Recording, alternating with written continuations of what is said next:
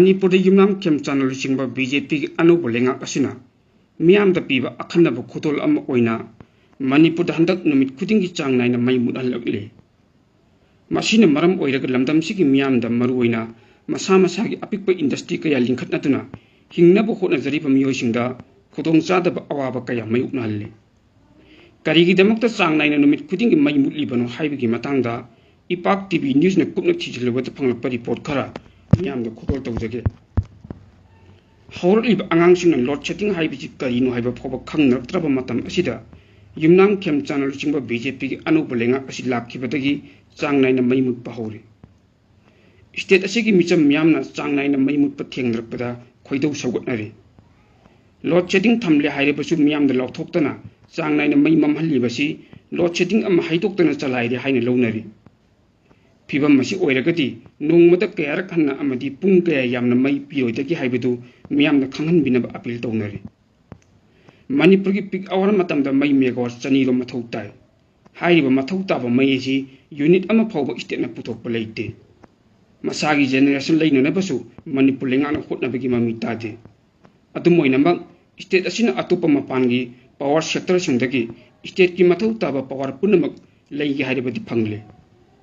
मसीगिसु मथक्ता हौजिमक नोंजु था मतम ओइबनिना मणिपुर नोंग ताद्रगसु अतोप स्टेट सिंगददी नोंग मरांग काइना ताबा मरमना इसिंगी अवाब मयुकनदे मसीना ताक्लिबदी hydro power project असि जेनेरेशन मपुंग फाना तौई हाइबनी मसीगिसु मथक्ता कथलगुरी गैस प्लांटसु मई फजन पुथोए तौबददी मणिपुर मसागी कोननब मई लेइबा पामदे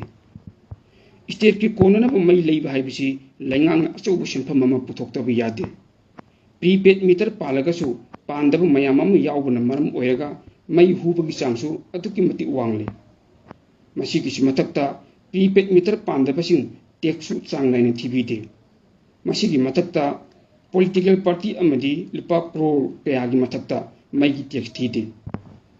मसिंग यामलब एम्प्लॉयीसिंगी तलब पीनबु होटनबा पावर टाइप अहोंग लेइतबसिन मरम ओइरगा लैंगाक्ता सेल पुथबगी चांग असि नोंगमु नोंगमु हेंगलपले मसिना मरम ओइरगा मई लेबगी महुत्ता मुथतनबगी थरांग अम ओइना मनुंग तौरब्रा हाइबसी मियांगी वहंग ओइरे मणिपुर साबगी चांग असि असुम असुम हेंगलपना मरम ओइदुना अयाम इमुंगसिंगदी इलेक्ट्रिक फैन नत्रगा एयर कंडीशन कया सिजनरी मसिगी मथक्ता लैंगांगना थबक पीब ngamद्रगसु मसा मसा हिंगनबगीदमक्ता अपिक अपिक इंडस्ट्री कया चलाइनरी अदुबु मई मुत्पगी मतम असि मियामदा लौथोक्तब मरमना मियाम अवाब कया मयुकनरी हंगनरुबदा लोड सेटिंग असि लेइरे पुंग अमदगिन अमा मखाइ फाउबगी चांगदा मुत्कनी हाइद फोंदोकनरी नोंगमदा कयारक हन्ना मई मुत्कदौरिबना हाइबदसु मियामदा खंगनदे पामुत्ता मुत्ली लोइजिंग लोया तने हेना मई मुत्पगी चांग असि हेल्ले मरम अमा नत्रगा मरम अमदगी मई मुत्कदब लेइरबदी हानाना मियामदा लौथोकपियु लोड सेटिंग लेइरगसु लेइरे हाइबियु मुत्कदब मतम मदु मंगजौनना लौथोकपिरगदी पांबई अमा नत्रगा अमा थीबसु याय मई मुत्लिङै मनुंग अदुदा थबक अमा तहोबसु याय लैंगांगना लोड सेटिंग असि लै नत्रगा लेइते हाइबदु सेंदोकपिरनबा लमदम मसिगी मियामना डिमांड तौनरी मियांगी इहुल खंगना थबक तौद्रगदी मियांगी अचौब इहौ अमा लाक्लो हाइनिंगाय लेइते मसी खंगना लमदम मसि लुसिंगबसिना थबक तौब मथौ ताय नकलमरमदा ngasi chahi yankairungi mamangda manipur gi khwaidagi chawrba polumsingi manungda am oirambasi education department da fake employee kaya thabak chunglamba asini asaba certificate asaba appointment order siznaraga loijing loya dalai school jingda oja sing join tawnar join tawib oja sing adu asaba transfer order sinrakpa lakpani mak sajinna po oja amani haibasi khangnana ba pambai puthok pusungamlamde तलबसु school लदुन सारगा जेट इयोगी खुथांग कायरकपनिना फाबा पाक्नमलमदे मदुगी मतुंग तरकपदा ओक्रम इबोबिना चीफ मिनिस्टर ओइरखी अमदी महाकी मतमदा MGEL सेमलखी मतम मदुदा असाब ओजा मयाम अमा फरक ngamlakhi ओजा अमन स्कूल अनीदा तलब चारगा लेरम फाउ थेंगनखी अयाम ससिनब ओजा मखै लौथोखरब मतुंदा अतोप वथोक अम थेंगनरखी वथोक अदुदी गवर्नमेंट की स्कूल दा ओजा ओइबा मी अदुना मयुमद लेरगा महाकना नेकप ओजा अमा ओइना थबक कहल्लगा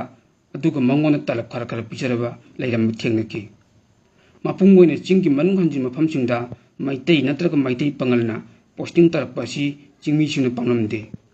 मदुगी मुहूर्ता ओजा अदुगी तरफ्तगी सरुक खरा खुल अदुगी लाइक लाइसु हैरब नहासिंगदा ओइना ओजागी मुहूर्त ओहिल्लमि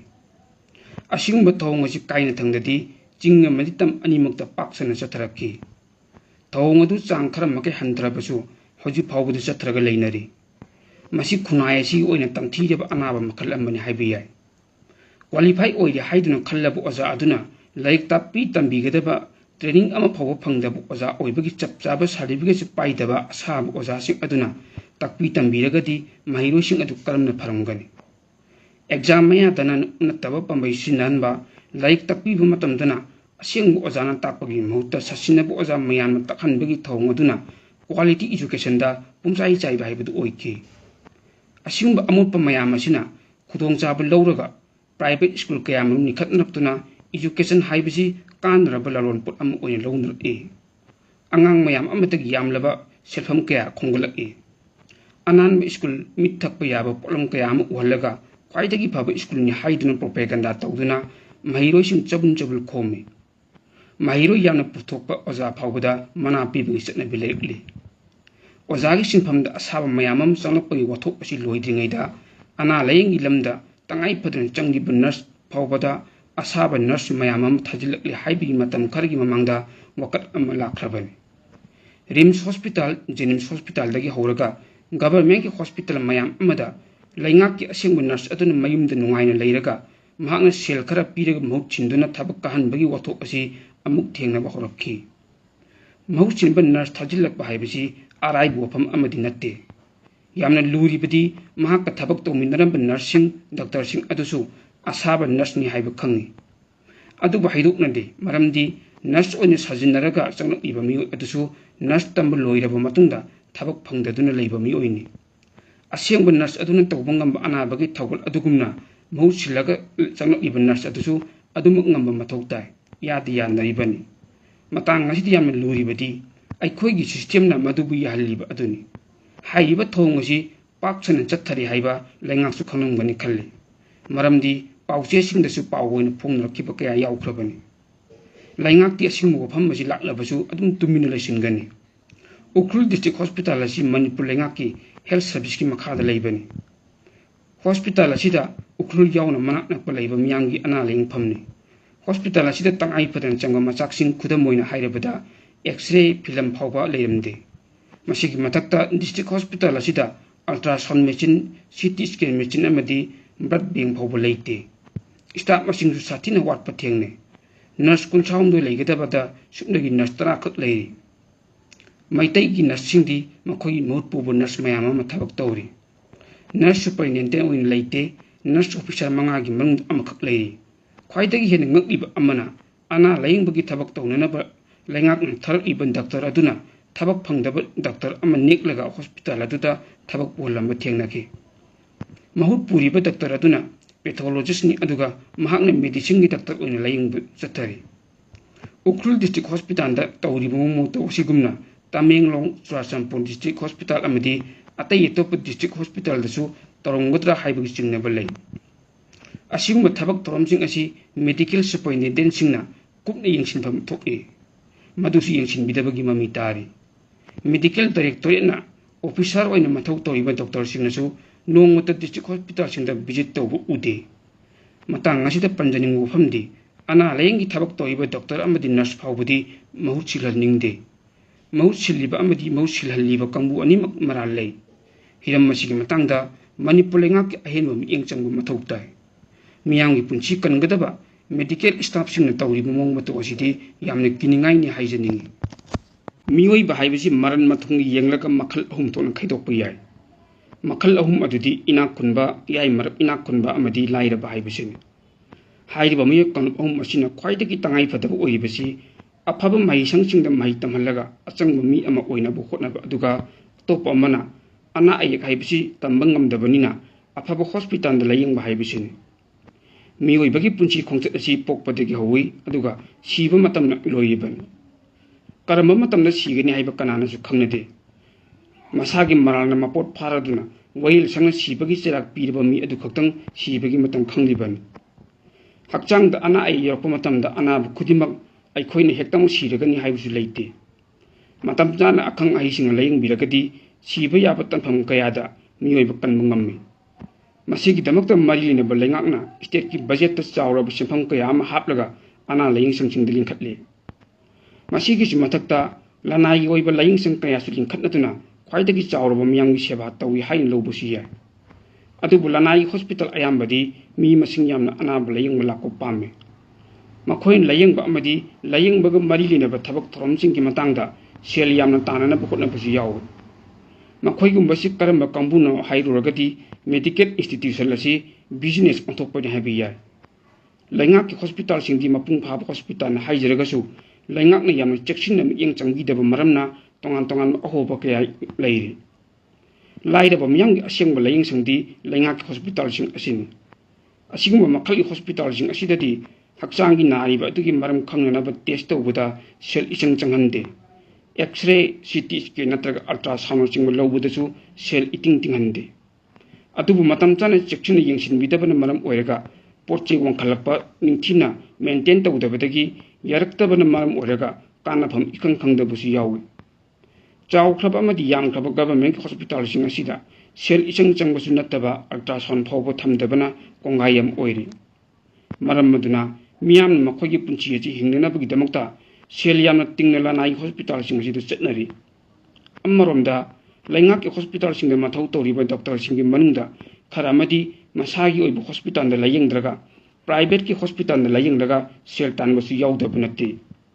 makhoi asini lairaba myang I chupa doctor hairibasi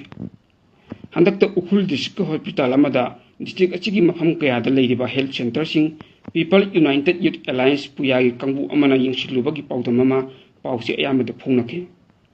district hospital asida mathau tawna ba laingang thaki bu nurse mayam amasu thabak torombagi mahutta makhoina hapam hauchinba nurse mayam amana thabak toromba thengnaki masida sunnatana doctor phawba mahutchillaga thabak toromribasi yamnu wathok oikre laingana posting thaki ba doctor aduna mathau tawbaki mahutta thabak phangdan leiba doctor amana sel kara phangnana bagi damakta aseng hospital gi doctor adagi mahutchillaga puramba thengnaki asiguma mongma to sidi healthcare system da yamna kiningai oiba thabak amani asumni yamna nungai taba thoduk ama leinaring cherek asida Bishnupur district ki Karang Island da hangwa primary health sub center ama office awar matanda thongdo laga leirambasu thengnaki local gi miyamna phungdorokpagi matung ina Karang da leiba primary health center adu chayul amada numi humni dagi hena hangdi hairi numi tarin ini saba chayul amada numi humni khakta mathau tawraga numit marini amana thong londun leiragadi hospital asina miyang gi damakta ana layengi thabak thoram sing asi mapung phana tawi haini logadra primary health center asida doctor ama posting pi